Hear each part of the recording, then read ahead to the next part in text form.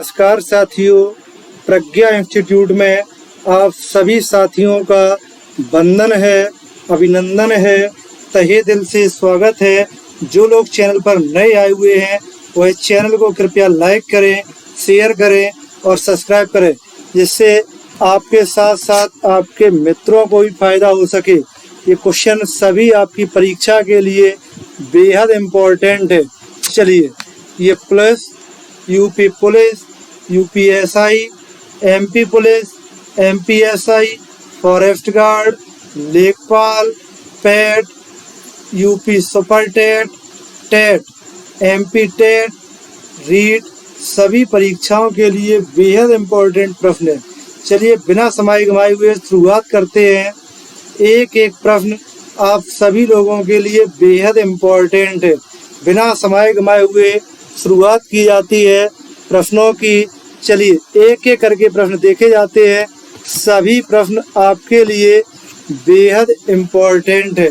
ठीक है, पहला प्रश्न देखा जाता है। किस प्रश्न से शुरुआत हो रही है? तो निम्न प्रश्न वाक्यों में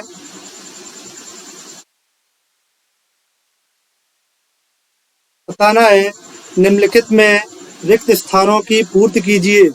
उसका हृदय इतना कोमल है कि मित्र तो क्या वह अपने को चोट नहीं पहुंच सकता। देखो, मित्र के साथ तो जुड़ा है और तो जुड़ने पर विपरीत शब्द होता है, तो मित्र का विलोम क्या हो जाएगा? शत्रु। तो वह मित्र को नहीं, शत्रु को भी नुकसान नहीं पहुंचा सकता। चलिए आगे देखते हैं। देश रक्षा के लिए प्रत्येक व्यक्ति को रहना चाहिए। देखो, उद्यत का मतलब होता है तैयार। उद्यत का मतलब क्या होता है? तैयार। तो देश रक्षा के लिए प्रत्येक व्यक्ति को क्या रहना चाहिए? तैयार। इस उद्यत का मतलब होता है उदंड। तो देश के लिए उदंड नहीं, तैयार रहना चाहिए। ठीक है, तो option number C the correct. चलिए आगे चलते हैं। अरविंद का पर्यायवाची बताइए। तो अरविंद का पर्यायवाची होता है कमल। अरविंद का पर्यायवाची क्या होता है? कमल। लगे यहाँ तो आप लोग बता दो, गुलाब किस भाषा का शब्द है? गुलाब किस भाषा का शब्द है?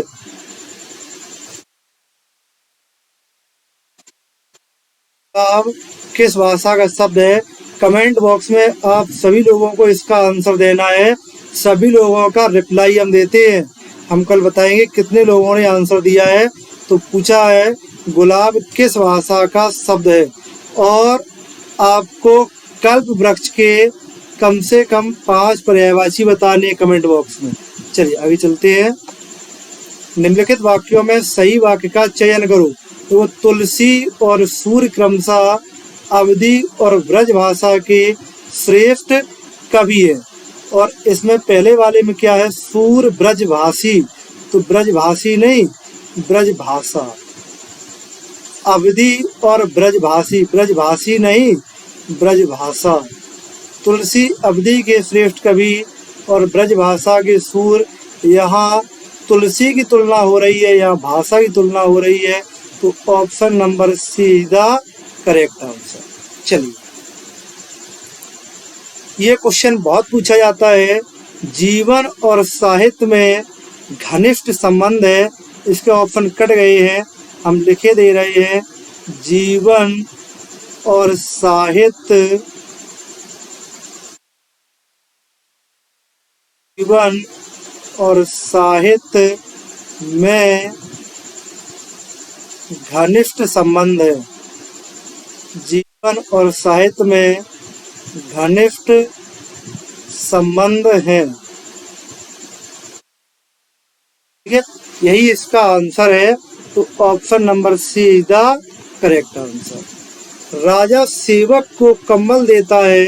राजा सेवक को कंबल देता है। देखो, देने के बाद वापस नहीं लेगा, तो यहाँ क्या हो जाएगा? संप्रदान कारक। संप्रदान काकर नहीं, संप्रदान कारक।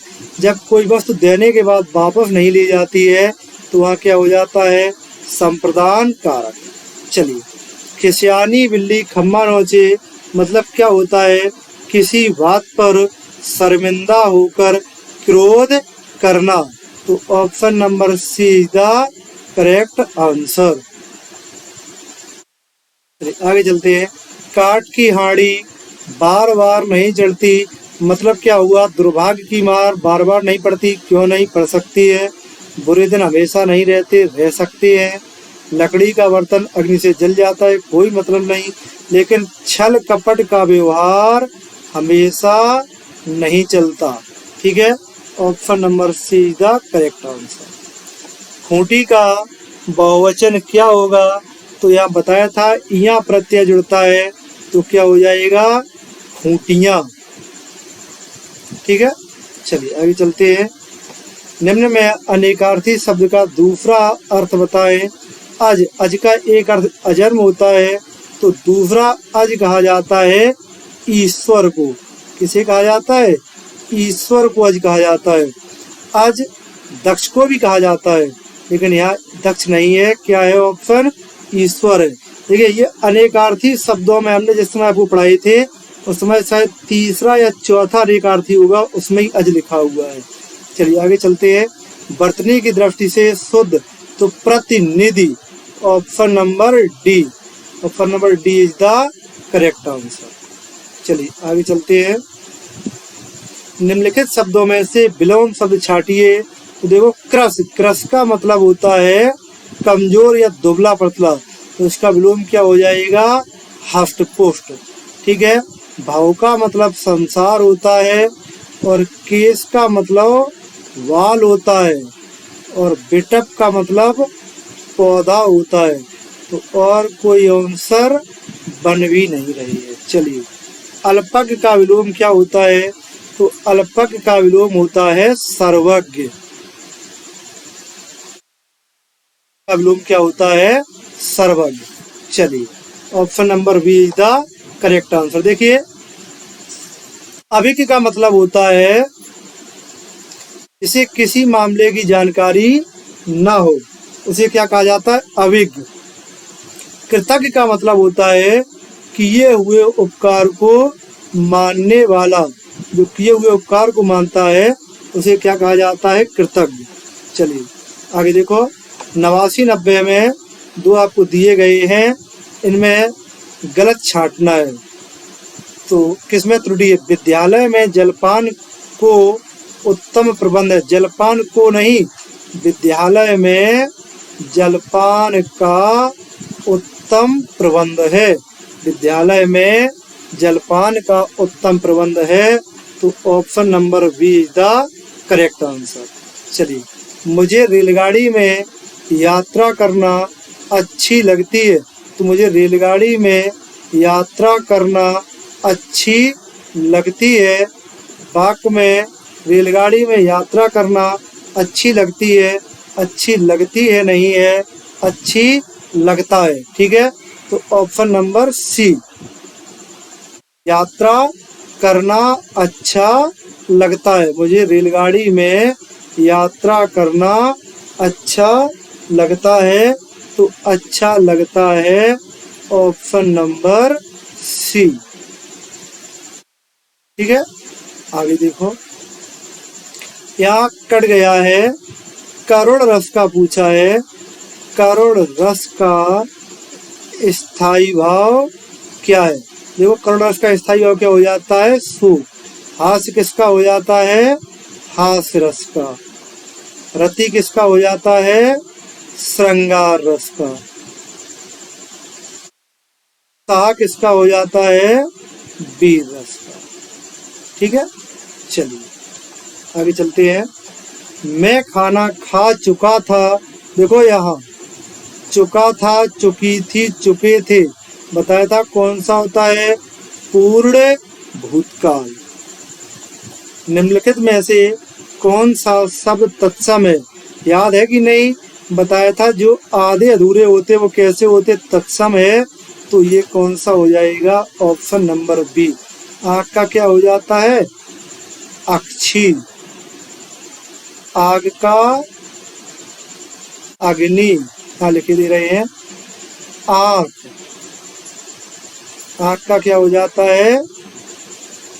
अक्षी, आग, आग का अग्नि, ठीक है।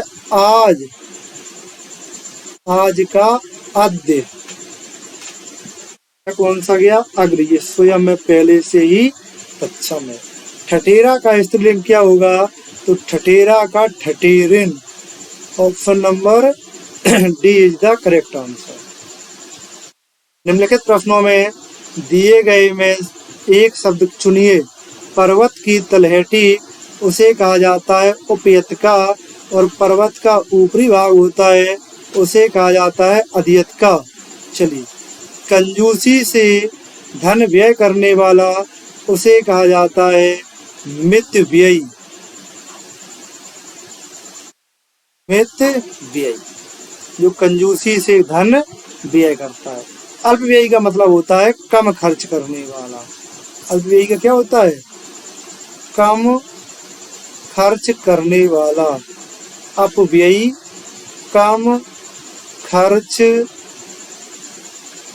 करने वाला। जो कम खर्च करने वाला होता है उसे क्या कहा जाता है? अपव्ययी। कृपण का मतलब होता है जो कृपा करता हो उसे क्या कहा जाता है? कृपण। मर्सण का विलोम होता है कोमल। चलिए आगे चलते हैं। वो सॉरी, मर्सण का विलोम नहीं, मर्सण का समानार्थी होता है कोमल। मर्सण का विलोम बहुत पूछा जाता है, लिख लेना यहाँ, मर्सण का विलोम, ठीक है। और मर्सण का विलोम होता है रूक्ष, बहुत पूछा जाता है ये। चलिए आगे देखो, निम्न में तद्भव शब्द कौन सा है? देखो, कुपुत्र, यात्रा है कि नहीं? तो कैसा हो गया? तत्सम। उलूक कैसा है? तत्सम। इष्टिका कैसा है? तत्सम। लेकिन अमीय, अमीय कैसा शब्द हो जाएगा? तद्भव। अमीय का तत्सम, अमीय का तत्सम अमृत होता है। अमीय का तत्सम अमृत होता है। इष्टिका ईंट का तत्सम है। चलिए, देशांतर में कौन सा समास है? तो देशों में अंतर, अंतर के द्वारा विशेषता बताई जा रही है, तो कौन सा हो जाएगा? कर्मधारय समास। अंबर पनघट में डुबो रही ऊषा घट तारा नागरी, कौन सा अलंकार है? रूपक अलंकार। जहाँ कहीं योजक चिन्ह जुड़ा हो वहाँ हमेशा रूपक अलंकार होता है। अंबर पनहट, पनहट पर किसका वो आरोप हो रहा है? अंबर का, ठीक है। तारों पर किसका हो रहा है? घटा का, घड़ा का। तो ऊषा पर किसका हो रहा है? नगर का। तो ये सभी क्या हो जाएंगे? रूपक अलंकार। चलिए आगे देखो, निर्धन में संधि कौन सी हो जाएगी? तो नी प्लस धन।